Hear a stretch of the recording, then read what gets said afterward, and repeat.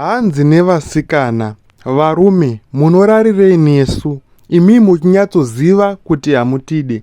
Chinhu chinondinakidza pavasikana ndechekuti ndikakuudzai chokwadi munondivengera chokwadi, ndikakusiyai futi ndonyarara ndimi munotanga kuposta online muchikomblena uye muchichema pamusoro pezvinhu zvamuri kuitirwa nevarume. Anyway, nhasi regai tibatsirane. Iwewo semusikana hauprove rudo kumukomana uchishandisa sex. Chinhu chinonzi bonde hachishandiswe pakupruvha rudo kumukomana, uye chinhu chinonzi bonde kana kuti sex hachishandiswe pakusimbisa relationship. Ungatoshandisako zvimwe zvinhu kuti relationship yako isimbe, ibatane, rudo rwenyu rusimbe, kwete kushandisa chinhu chinonzi bonde kukumura hembe pamberi pemukomana. Nezuro ndakabva kuBulawayo kumaTebeleland kunohodha timber. Murodhi, musaidi merodhi mune zvikomo zvakachena dombo rinonzi granite.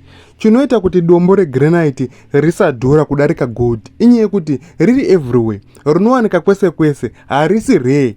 That's why risingadhure kana kuti risina value sezvinoita gold. Mazuva ano chinhu chinonzi bonde kana kuti sex hachisisiri rare, chava kuwanika kwese kwese. Vasikana vanopa bonde anytime any moment vawandisa. Saka iwo semusikana haugoni kuwana value, haugoni kuwana a special place mumwoyo wemukomana wako kana uchimuoffer maservices ari kungowanikwa everywhere. Even pabenzi remusikana zvese zvinhu izvozvo zvinenge zvichingowanikwa anenge achizviwana. Saka mukomana anokushandisa, apedza okusiya, otsvaga musikana ari different. Hunhu, tsika uye kuzvibata ndo chinhu chava rare kuvakomana kuti vachiwane pamusikana, kwete bonde. Bonde harisisiri rare. Imimi vasikana muchifamba mutauni umu, muchifamba mumastriti, mune makapfeka zvakanaka. Izvezvi uchiteerera vhidhiyo yangu semusikana wakanyatsopfeka bhobo, asi problem iri pamuri vasikana vemazuva ano ndeyekuti hembe idzodzo hadzisi kuzononoka kubva. Kudzibvisa dzese kuti zhu uchisara naked pamberi pemukomana ma 2 minutes and hamusi kunonoka kubvisa chinhu chinonzi hembe. Ndoda kumbokupai kamuenzaniso kapfupi zvimwe mwakwanisa kunzwisisa ende pane anogona kubatsirikana. Mazuva ano pane vanhu vari kudzidzisa vanhu online, vari kuofa anonzi ma-online courses, zvidzidzo zvine chekuita neupenyu. Saka chiri kuita vanhu ava ndechekuti anokupa free course yekuti uone kuti anodzidzisa nezvei, and then ane yaanozoita inonzi VIP yekuti unobhadhara kuti uchidzidza zvinhu zvine udzamu kana kuti zviri in depth. Saka unogona kusubscribe for yavanoti premium membership, woiswa mugrupu rinenge rine vanhu veVIP.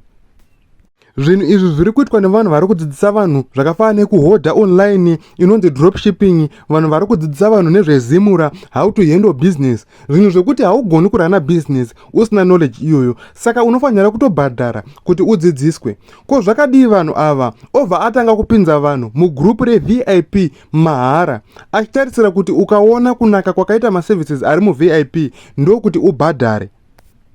Zvinobatsira here kana munhu iye akatanga kuchema achitaura kuti vanhu havasida kusubscribe VIP membership yangu, iye ari kuvavhurira achivapa mahara? Wamuvhurira website yacho, akutodownloada zvinhu zvaanoda, madokumenti, mabooks akudownloada, mavhidhiyo aanoda akudownloada, akudzidza zvose zvaanoda, obva atoenda. Uozochema kuti why vanhu vasiri kusubscribe VIP membership, iwo uri kuvapa mahara uchiti ndokuti anakirwe neVIP, ndokuti asubscribe, asi munhu atowana zvaanoda ende atoguta obva arova pasi. Ndo zvamuri kuita imimi vasikana, muri kupa vakomana maVIP membership emarriage mahara. Zvinhu zvinofanira kuachivhwa nemukomana aroora ndo zvamuri kumupa for free, mapedza muzoda kuchema. Chinhu chinonzi relationship, kudana kuna kwaunoita nemukomana muchinge mapfimbana, kunofanira kuita a sort of a free course yekuti mukomana aone kuti zviri worth it here kuti asubscribe for VIP membership. Kana akuda zvinhu zviri premium zveVIP, anofanira kuenda kunosubscribe kumba kwako, kuvabereki vako, obvisa mombe.